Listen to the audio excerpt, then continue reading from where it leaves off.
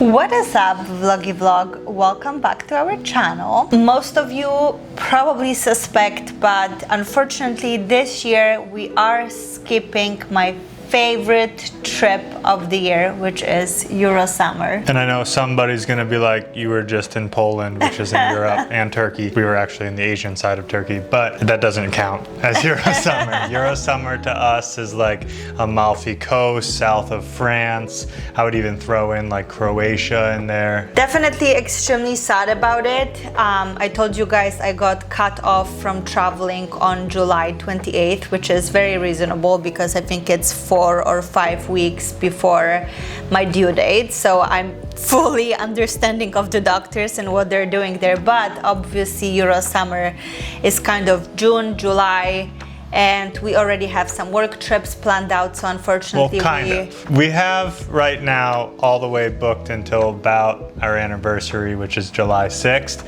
We're in talks about planning another trip for that week, but we really don't actually have anything planned at the end of July, so we're probably gonna skip on Euro summer this year. We're definitely skipping on Euro summer this year.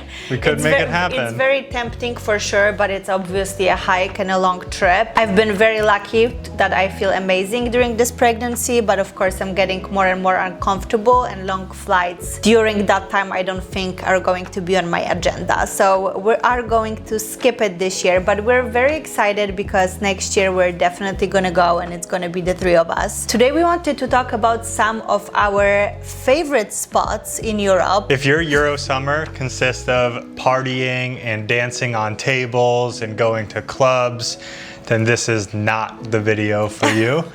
Right now, we just want to focus on our favorite locations and our hidden gems and some places where you can go to escape the crowds when you're in Europe. Everybody likes to travel differently. We like to go to places that are a little bit more quiet, a little bit more unknown. I know that a lot of those places you guys probably have heard of, but I don't think they're as common as Cannes or Ibiza or Positano or Greece. Yes. I mean like Santorini or Mykonos. Exactly. I think they're just a little bit more hidden than those main spots, and we wanted to share them with you. And I know that some people are gonna like say, oh well, why didn't you add this, this, and this?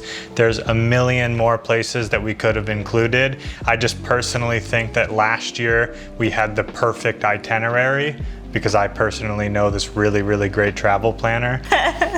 We just want to share just those locations that we did last year. Yes, I think we did a good job of discovering new places and balanced it well with a little bit more quiet places, a little touristy places. Obviously, tourists are all over Europe every summer. You can't avoid it. So those are not like hidden gems where you're gonna be the only one, like we were in Uganda, the only tourist there, but they're definitely a little bit more off the beaten path. So let's get into it. I feel like it is safe to say that I am going to start with my favorite out of the 5 places. I think it's really hard to choose the favorite out of the 5 because I think they're all so unique and so beautiful in their own way, but I think last year Milos stole my heart. Yeah, you have not stopped talking about Milos since we went there. So. Yes, it's absolutely beautiful. I feel like most people when they visit Greece, they obviously go to Mykonos, they go to Santorini, they go to a more party islands or more known islands, and they skip Milos. I know that there's also Paros and Naxos, I believe, that people have recommended. But let's get into it and let's talk a little bit about our favorite places there. I will definitely butcher all the names. So forgive me, but Randy is gonna add the titles on top so it's a little bit easier. If I were to recommend, 5 days is definitely not long enough. I feel like we could have definitely spent over a week there and still enjoy it and be discovering. A lot of things are not nearby, so I would say you do need a vehicle, and we had our own rental, and a lot of cars unfortunately are manual. So you have to be prepared because it's a small island. They have a tough time getting automatic cars to the island, so you need to be able to drive manual for most cases, and you need to be able to drive on these Greek roads. And these roads are not incredibly well maintained. There's a lot of like crazy drivers there. And they're very narrow. Obviously, you're going through like old towns and little streets. So sometimes you know you're backing out on a windy road, going down the hill just so other car can. Oh, and GPS, just forget about it. Forget about the GPS. That did not work at all while we were there.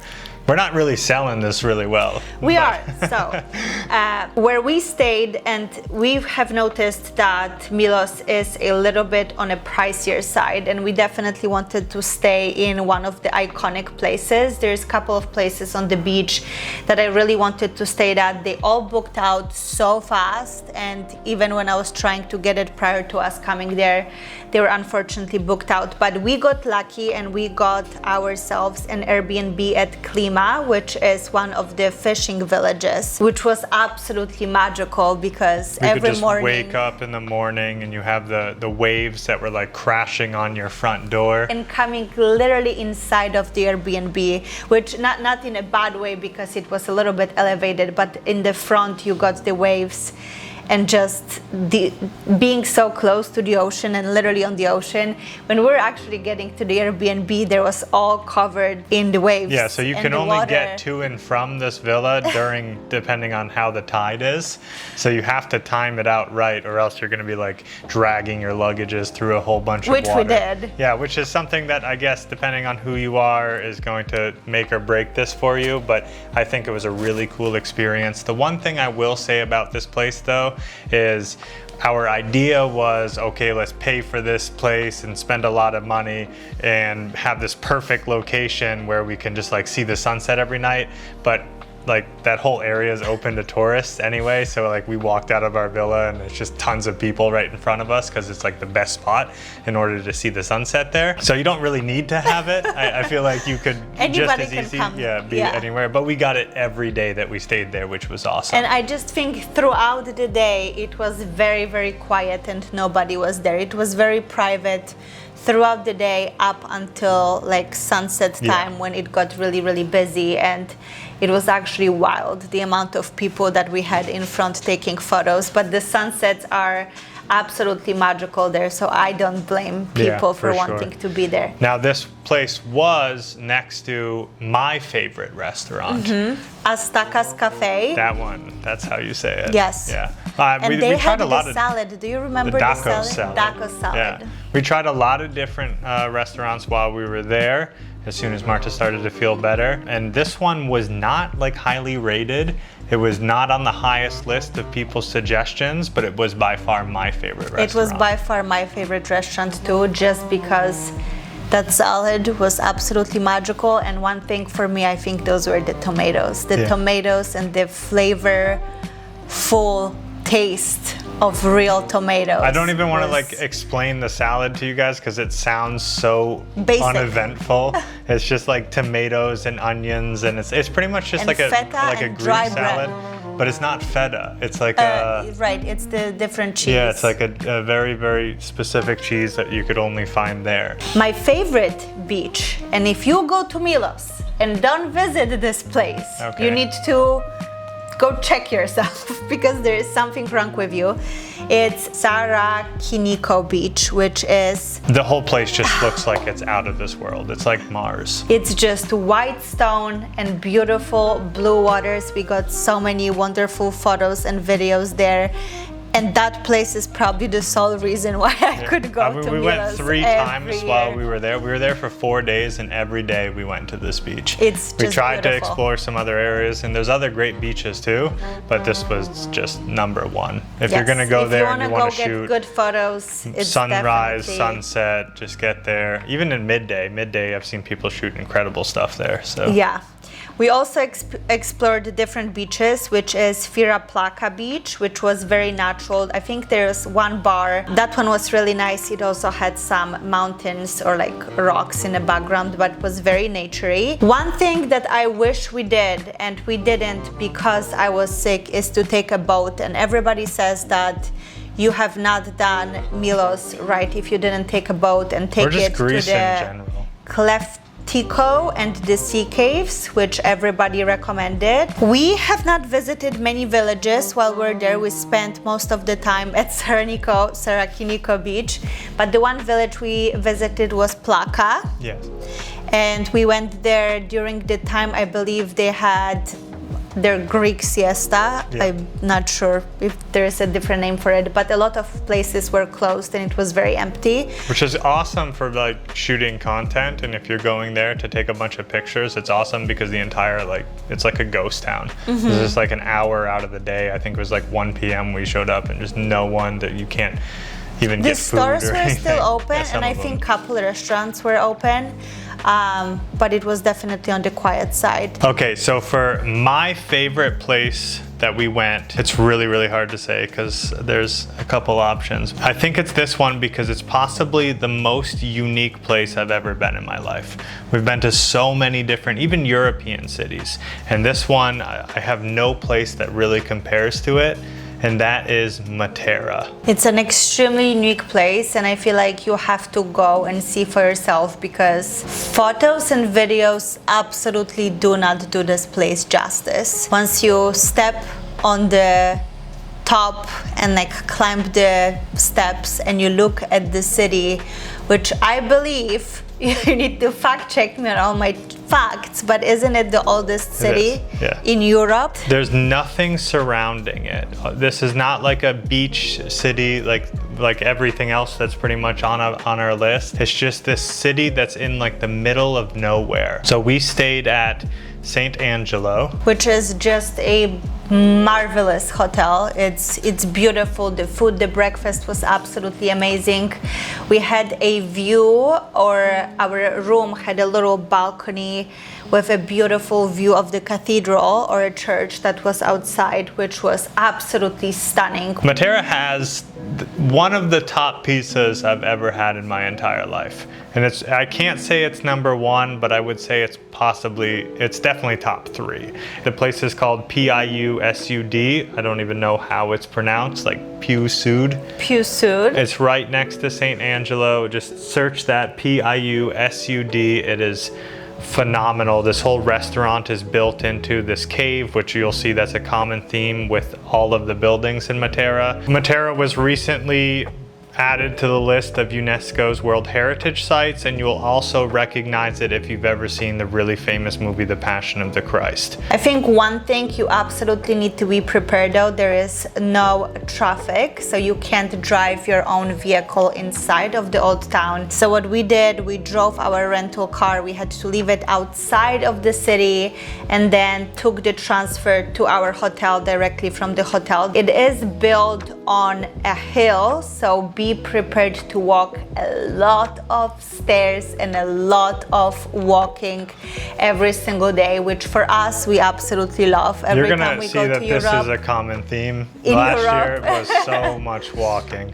During Matera time, I'm not sure because I can't remember if that was a different sickness or still the same sickness, but I do remember I had a fever, a cough, and I was basically sick the whole time. So we also did not get as much done as we wanted to, but we did this one hike that is hiking from the city side down to the canyon out to the other side. It's called Belvedere Murgia Timon hike. I'm sorry to all the Italians for being so wrong about it, but you basically hike to the other side of the canyon and then you can see the city from the distance from the other side, which is absolutely stunning. You have to go through a suspension bridge and it's pretty steep, it's pretty intense. For me it was definitely difficult because, like I mentioned, I did have a fever and a cough, but I really wanted to make that happen. And I remember it was very, very hot outside and I was struggling because I was so sick,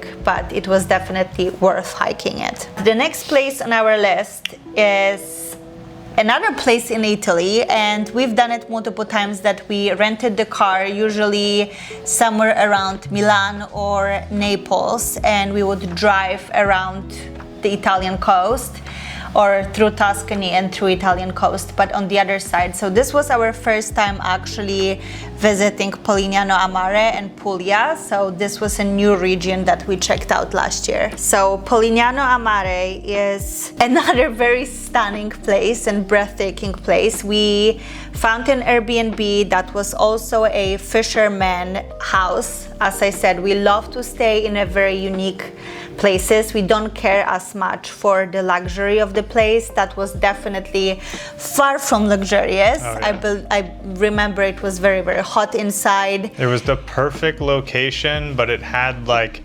5 stairs that you had to get up. So you had like the kitchen was on the first floor, the second floor was the bedroom, the third floor was some closets, the fourth floor was a different bedroom. It was like a very, very strange setup. It was 3 floors. But that's how the traditional buildings and houses were built there. So it's this very tiny space that's just stuck on top of just think of like a lighthouse, but like very condensed. Very condensed. The kitchen was, you know, far from ideal. It just had enough to survive for a couple of days. Very hot, very low ceilings, but it was definitely an experience. As Randy mentioned, the location was prime. We did get, again, plenty of tourists. Yeah, so we were right above probably one of the most famous tourist viewpoints of possibly the most famous beach in that area. Lama Monachili. Yeah. Other than it being a gorgeous beach, it's very famous for having a whole bunch of divers. So you'll see these absolutely insane cliff jumpers jumping from all sides of this beach. I did get a chance to jump a little bit, but it was nowhere near what you're gonna see these guys doing in this video. To me, it's absolutely psychotic, but it's crazy. They climb those walls that are so high, and it's like 30-meter jumps or higher. And they climb barefoot on the rocks and then jump doing flips and crazy stuff. My heart was constantly just on pause when I was watching them doing it. The beach again gets extremely busy and crazy, and ridiculous. It is a rock beach. Yes. So it's not the most comfortable, so be ready for that, but definitely you will get your real Italian experience on that beach. Now the food here, we have to give a little bit of a disclaimer. It was incredible. Until it wasn't. But this was the last place we were before Marta had food poisoning. So I have to say that she did get food poisoning there. We're not sure why. It could have been so many things. It could have just been that we had already been traveling for 2 weeks. So I don't want to blame them, because all the food we had was like, we went to pretty nice places and the food was good. Exactly. She had some shrimp and she just knew. I knew. I had a shrimp at one of the restaurants. We had incredible pizza in Polignano, Mare. I don't know if you remember. But I remember eating the shrimp at this one place and I'm like, this is wrong. And I just knew. And you kept eating it. And then the next day, obviously, there were the effects. There's also a beautiful, very viral restaurant. I believe it's called The Grotto. It is extremely expensive. I think it was $250 per person. It's a set menu that does not include any drinks. And you don't get to obviously choose your food because it is a set menu. You basically pay for the view because the restaurant is located in this beautiful cave overlooking the water, which is absolutely stunning, and everybody who has been said that the experience itself is amazing. The food is very questionable. I guess they said that it got better over time just because it's getting so much social media attention. They're trying to pick up the standard and get better at it. But we did cancel that reservation because I got sick, so I wasn't able to actually go and experience it. So for the longest time, I would say that the south of Italy was my favorite place in the world. But I think last year was the first time that I had to recant that statement and put one more place into consideration. I think it's a very tough choice. It is. It's really, really difficult, but I think that the south of France might be taking that spot as my favorite place to go. And I know that I said Matera was my favorite city for its uniqueness, but I wouldn't go back to Matera every single year. It's a place that you absolutely have to see, but I would go back to the south of France every single year for sure. Now, we stayed in... Bonnier. Is that how we pronounce it? Is that how And it's it's a puny little town that's right next to Gordes. Yes. It's very similar vibe to Tuscany. I think that's the closest you're gonna get. We stayed at this, I would almost compare it to like a farmhouse situation, but obviously a very luxury place. This place holds a very special place in our heart because that's where we got engaged. So Randy chose this magnificent place, this beautiful property. South of France in general and Provence, because that's I think where it's the region where it's located. It's one of my definitely favorite places in Europe to visit. We're still gonna stay in France for this last one, and we obviously visited a lot of coastal places in France, but this time we visited Cassis for the first time. Cassis actually wasn't a planned stop for us because I remember we were booking hotel on the day off. We didn't plan it in advance, and we stayed at a hotel that was right in front of one of the more popular beaches, I would say, and it was very close to the entrance to the hikes that we did. We did do a hike that's called Clang den Vau. We were definitely unprepared for this hike. I believe that the internet said that it's about an hour and 15-minute walk. Which apparently was just to the first point, because this hike just went on and on and on. Luckily, there was people who were like backpacking up a bunch of sodas and stuff, and they sold us some soda and water along the way. But I would say that if you're gonna do this hike and you wanna go all the way to the end, to the beach, which you should definitely be prepared because it's very, very hot. It's a lot longer than it says on the map. I think it was over 2 hours one way. And it was definitely also because we got lost. We took this route that took us to the top, which overlooked everything, which was gorgeous. But then in order to get to the bottom, we pretty much had to like backtrack. So maybe we just didn't go the right way, but eventually we got to the beach, and it was definitely one of the coolest beaches we went to. And especially because you just finished this massively difficult hike before it. Toby has not been to Europe yet, unfortunately, but he wants you two guys to know that we love you all. Hope you enjoyed this video. I'm hoping that some of you get to go and visit those beautiful places in Europe because they are definitely on the list of my favorite places in Europe. Thank you so much for watching. Please hit that subscribe button, and we will see you guys in the next one. Blow a kiss. No.